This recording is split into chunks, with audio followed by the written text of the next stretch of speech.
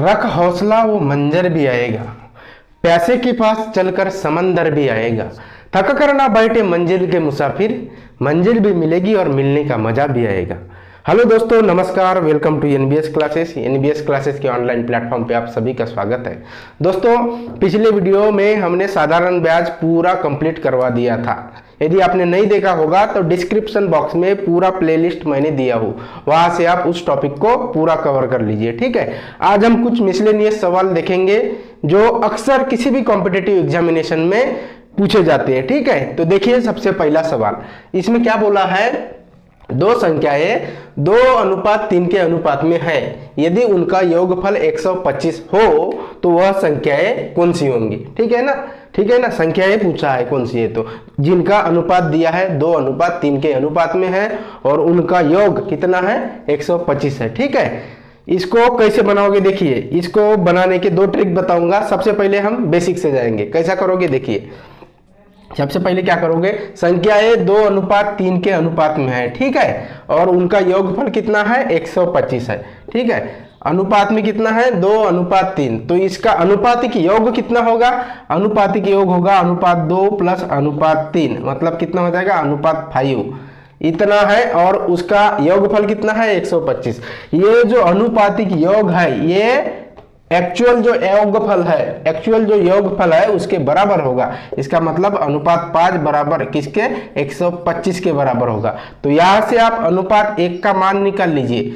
अनुपात 1 का मान कैसे निकलेगा, 125 को 5 से डिवाइड कर लो, तो ये कितना हो जाएगा, ये हो जाएगा आपका 25 5 125। ठीक है ना, तो अनुपात 1 का मान कितना है, अनुपात 1 का मान 25 है, जबकि अनुपात 2 और अनुपात 3 दिया है, तो अनुपात 2 का मान कितना हो जाएगा, अनुपात 2 का मान हो जाएगा 25 का 2 के साथ गुना, मतलब पहली संख्या कौन सी आई, 50। ठीक है, और अनुपात 3 का मान कितना हो जाएगा, उसी प्रकार से अनुपात 3 का मान हो जाएगा 25 का 3 के साथ गुना, मतलब ये हो गया आपका, ये आपका हो गया 75। ठीक है ना, हो गया ना, तो पहली संख्या 75 है और दूसरी पहली संख्या 50 है और दूसरी संख्या 75 है, जिनका योगफल कितना है, 125 है। ऑप्शन नंबर सी आपका सही जवाब रहेगा। एसएससी सीएचएसएल का क्वेश्चन है। ठीक है, अभी दूसरे कौन से तरीके से आप बना सकते थे, इसको देखिए।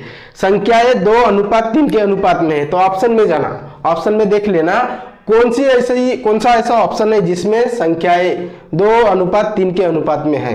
तो ऑप्शन ए भी हो सकता है, ठीक है, ऑप्शन बी भी हो सकता है, ठीक है, ऑप्शन सी भी हो सकता है। ऑप्शन डी होगा क्या, नहीं होगा। ये 2:3 के अनुपात में है क्या, नहीं है, इसलिए ऑप्शन डी नहीं होगा। अभी 3 ऑप्शन अपने पास अवेलेबल है, उसमें से देखिए, उसमें से क्या बोला है, पहली कंडीशन सेटिस्फाई हो गई, दूसरी कंडीशन क्या है कि उनका योगफल 125 है। तो योगफल 24 और 36 का योगफल 125 हो सकता है क्या, नहीं, इसलिए ये ऑप्शन कट जाएगा। उसके बाद में 20 + 30 कितना हो जाएगा, 50, योगफल 125 आया क्या, नहीं, मतलब ये भी ऑप्शन कट जाएगा। अभी बचा कौन सा ऑप्शन, जो लास्ट ऑप्शन बचेगा वही आपका सही जवाब रहेगा। देखिए 50 और 75 कितना, 125। इस प्रकार से भी आप निकाल सकते हैं। दोस्तों, इसी प्रकार के क्वेश्चन आसान, जो क्वेश्चन अपने को आसान दिखते हैं वैसे ही क्वेश्चन एग्जाम में पूछे जाते हैं। कुछ ऐसे 5-6 क्वेश्चन होते हैं जो एग्जामिनर जानबूझ के डालता है, वो किसी को नहीं आते। ऐसे क्वेश्चन के पीछे नहीं जाना है, ये ऐसे ही क्वेश्चन अमूमन हर एग्जाम में पूछे जाते हैं। ठीक है ना, हमारे साथ जुड़ते रहिए, हम आपको एग्जाम ओरिएंटेड कंटेंट ही देंगे, फालतू की चीजें नहीं देंगे। क्या करते हैं देखिए, बड़े बड़े यूट्यूबर कोर्स बेचने के चक्कर में वो बड़े बड़े कैट मैट ऐसे वाले सवाल दे देते हैं, लेकिन वो एग्जाम में पूछता है क्या, नहीं पूछता। ऐसे ही सवाल एग्जाम में बार बार रिपीट होते हैं, जिसको ऐसे एग्जाम्पल को आप यदि कर लोगे, ऐसे एग्जाम्पल की प्रैक्टिस कर लोगे तो आपका सिलेक्शन पक्का हो जाएगा। ठीक है, अभी देखिए दूसरा सवाल। दूसरे सवाल में क्या बोला है देखिए, दो संख्याओं का योगफल 16 तथा गुणनफल 55 है। दो संख्याएं हैं जिनका योगफल कितना है, 16 है और गुणनफल 55 है। उनके व्युत्क्रमों का योगफल निकालना है। क्या निकालना है, व्युत्क्रमों का योगफल निकालना है। दो संख्या है, सपोज मान लेते हैं पहली संख्या a है, दूसरी संख्या b है, उनका योगफल कितना है, 16 है, मतलब a + b कितना दिया है, 16 दिया है। और दूसरी कंडीशन क्या है, उसका गुणनफल मतलब a × b कितना दिया है, 55 दिया है। आपको क्या पूछा है, उनके व्युत्क्रमों का योगफल। व्युत्क्रम मतलब रेसिप्रोकल, क्या होता है? रेसिप्रोकल। तो ए का रेसिप्रोकल क्या हो जाएगा? 1/a।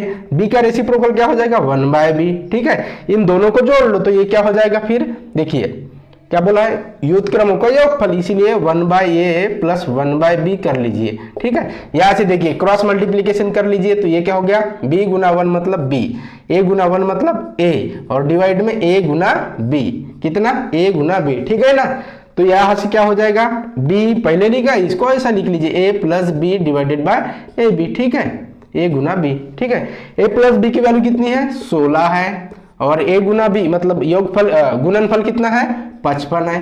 तो यही आपका सही जवाब रहेगा। ऑप्शन नंबर बी आपका क्या होगा? सही जवाब होगा। ठीक है ना, इस प्रकार से भी निकाल सकते थे या एज्यूम करके भी निकाल सकते थे। दो संख्याओं का योगफल, ऐसी कौन सी संख्या है जिनका योगफल 16 है? देखिए 11 और दूसरी संख्या 5, 11 और 5, इनका योगफल कितना है? 16 है, और गुणनफल कितना है? 11 5 55। तो उसके युतक्रम 11 का युतक्रम क्या होता है? 1/11, और 5 का युतक्रम 1/5। इन दोनों को जोड़ लो तो क्या ये क्या हो जाएगा? 5 प्लस 11, 5 प्लस 11, और डिवाइड में क्या हो जाएगा? 11 5 55। ठीक है, तो ये 11 में 5 16, और ये 16, और ये क्या हो जाएगा? 55। उसी प्रकार से आप चाहे किसी भी तरीके से बनाओ, आपका आंसर तो वही आएगा ना। ठीक है ना, देखिए अभी हम अगला सवाल देखेंगे। ठीक है, इस सवाल में क्या बोला है? एक कार है जो 36 किलोमीटर प्रति घंटा की रफ्तार से दौड़ रही है, की गति से दौड़ रही है। तदनुसार वह 32 सेकंड में कितनी दूरी पार कर लेगी? एक जो कार है उसकी गति कितनी है? 36 किलोमीटर प्रति घंटा, और तदनुसार वो 32 सेकंड में उसकी दूरी हमको ज्ञात करना है। ठीक है ना, तो यहाँ पे क्या दिया है? गति दिया मतलब चाल दिया है। क्या दिया है? चाल कितना दिया है? 36 किलोमीटर प्रति घंटा। ठीक है, 36 किलोमीटर प्रति घंटा की रफ्तार। ठीक है, और कितना समय दिया है? 32 सेकंड में उसको कितनी दूरी तय करेगी है हमको निकालना है। ठीक है, 32 सेकंड में कितनी दूरी तय करेगी। अभी देखिए यह है समय सेकंड में, और चाल आपकी दी है किलोमीटर प्रति घंटा में। तो घंटा और सेकंड का बनेगा क्या जोड़? नहीं बनेगा, इसलिए इसको किस में कन्वर्ट करना पड़ेगा? मीटर प्रति सेकंड में कन्वर्ट करना पड़ेगा। ठीक है ना, तो यहाँ पे क्या है? ये किलोमीटर प्रति घंटा। ठीक है, और आपको क्या कहा जाना है? मीटर प्रति सेकंड में। ठीक है, दूसरा क्या है? दूसरा होता है कभी कभी मीटर प्रति सेकंड दे देता है, और किलोमीटर प्रति घंटा में पूछ लेता है। ठीक है ना, किलोमीटर प्रति घंटा में पूछ लेता है। ये किलोमीटर प्रति घंटा क्या है? बड़ा यूनिट है, और मीटर प्रति सेकंड क्या है? छोटा यूनिट है। क्या है? छोटा यूनिट है। मीटर, मैं फिर से रिपीट कर रहा हूं, मीटर प्रति सेकंड क्या है? छोटा यूनिट है। किलोमीटर प्रति घंटा बड़ा यूनिट है। बड़े यूनिट से छोटे यूनिट में जाना है तो हमेशा कन्वर्जन फैक्टर, सबसे छोटा कन्वर्जन फैक्टर 5/18 से गुना करना है। क्या करना है? बड़े यूनिट से छोटे यूनिट में जाना है तो कन्वर्जन फैक्टर 5/18 से गुना करना है। ठीक है, और देखिए छोटे यूनिट से बड़े यूनिट में जाना है, छोटे यूनिट से बड़े यूनिट में जाना है, बड़े यूनिट में जाना है, इसीलिए क्या करना पड़ेगा? बड़े कन्वर्जन फैक्टर से गुना करना पड़ेगा। क्या करना पड़ेगा? बड़ा कन्वर्जन फैक्टर। देखिए 5/18, यहाँ पे अक्सर बच्चों को कंफ्यूजन होता है। ठीक है क्या? 5/18 ये क्या है? छोटा कन्वर्जन फैक्टर है, और 18/5 ये क्या है? बड़ा कन्वर्जन फैक्टर है। क्यों? देखिए 5/18 का आपका जो आंसर आएगा ये डेसिमल में आएगा, डेसिमल में 0.33 समथिंग कुछ आएगा। ठीक है, और 18/5 का क्या आएगा आंसर? आपका आएगा 3 पॉइंट समथिंग। ठीक है ना, मतलब ये बड़ा यूनिट है, बड़ा कन्वर्जन फैक्टर, यूनिट बोलने से अच्छा बड़ा कन्वर्जन फैक्टर, बड़ा कन्वर्जन फैक्टर, और ये छोटा कन्वर्जन फैक्टर।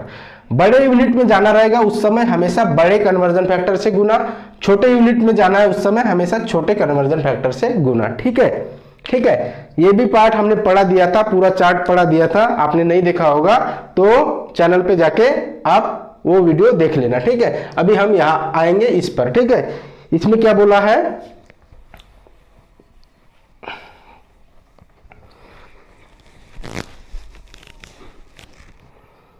चाल 36 किलोमीटर प्रति घंटा दिया है तो आप मीटर प्रति सेकंड में चले जाइए। तो इसके लिए क्या करोगे? फिर 5/18 से गुना कर लो। तो देखिए 18 और 36 को 2 बार में काट रहा हूं, 18 दूना 36। ठीक है, और 2 पंचे 10, तो ये क्या हो जाएगा 10 मीटर प्रति सेकंड। कितने में आ गया? मीटर प्रति सेकंड। और समय सेकंड में है, तो यहाँ से दूरी आप निकाल सकते हैं। दूरी क्या होता है? दूरी होता है चाल गुना समय। क्या होता है? चाल गुना समय, ठीक है ना। चाल कितना है आपकी? चाल कितनी आई मीटर प्रति सेकंड में? 10 मीटर प्रति सेकंड, ठीक है। और समय कितना है आपका? 32 सेकंड। कितना है? 32 सेकंड, ठीक है। इस सेकंड से इस सेकंड को काट लीजिए, क्या मिलेगा फिर? 10 गुना 32 मतलब 320 मीटर। 320 मीटर। वह कार 32 सेकंड में कितनी दूरी तय करेगी? 320 मीटर। ऑप्शन नंबर डी आपका सही जवाब रहेगा, ठीक है। एसएससी जीडी का क्वेश्चन है आपका, ठीक है ना।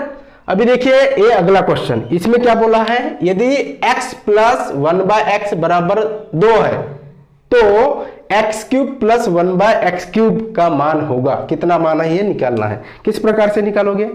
क्या दिया है? x प्लस 1/x बराबर 2, ठीक है, 2 के बराबर है। आपको पूछा है x cube plus 1/x cube, ठीक है। इसको आसानी से छुड़ाना है। यदि देखिए एक फार्मूला बताता हूं या एक ट्रिक बताता हूं, ठीक है। n प्लस 1/n दिया है, ठीक है। ये सॉरी इसको ऐसा लिख लेते हैं, x प्लस 1/x ये किसी n के किसी नंबर के बराबर होगा तो इसका क्यूब हमेशा x cube plus 1/x cube हमेशा क्या होगा? n का क्यूब माइनस 3n। n का क्यूब माइनस 3n, ठीक है ना। इससे इसका जवाब कितना आएगा? देखिए 2 है, n के जगह कितना है? 2 है, तो यहाँ पे क्या करना पड़ेगा? 2 का क्यूब। 2 का क्यूब कितना होता है? कितना होता है? 8 होता है, ठीक है। और माइनस 3n मतलब 3 के साथ n का गुना। n कितना है? 2 है, ठीक है। तो 2 से गुना। देखिए 2 का क्यूब कितना है? 8 है, और 3 माइनस 3 दूना 6, ठीक है। तो यहाँ से आपका आंसर कितना आया? 2। ऑप्शन नंबर बी आपका सही जवाब रहेगा। लेकिन देखिए ऐसे सवाल रहेगा, ये क्या है? ट्रिकी मेथड है, लेकिन बेसिक से कैसा होता है? इसका पूरे का क्यूब करना पड़ता है। दोनों साइड का क्यूब करोगे तो आपको x cube plus 1/x cube इसका मान मिल जाता है। ये इधर जाके वो हम आगे चल के आने वाले टॉपिक में पढ़ाएंगे, ठीक है ना। लेकिन इसके लिए सबसे क्या है? सबसे जरूरी क्या है? यदि x प्लस 1/x बराबर n के बराबर है, ठीक है। x प्लस 1/x n के बराबर है तो हमेशा x cube plus 1/x cube हमेशा क्या होगा? हमेशा होगा n क्यूब माइनस 3n। 3 गुना n, ठीक है। n क्यूब माइनस 3n के बराबर होगा, ठीक है ना। तो दोस्तों उम्मीद है कि आपको ये समझ में आ गया होगा। मिलेंगे नेक्स्ट वीडियो में, तब तक के लिए थैंक यू सो मच।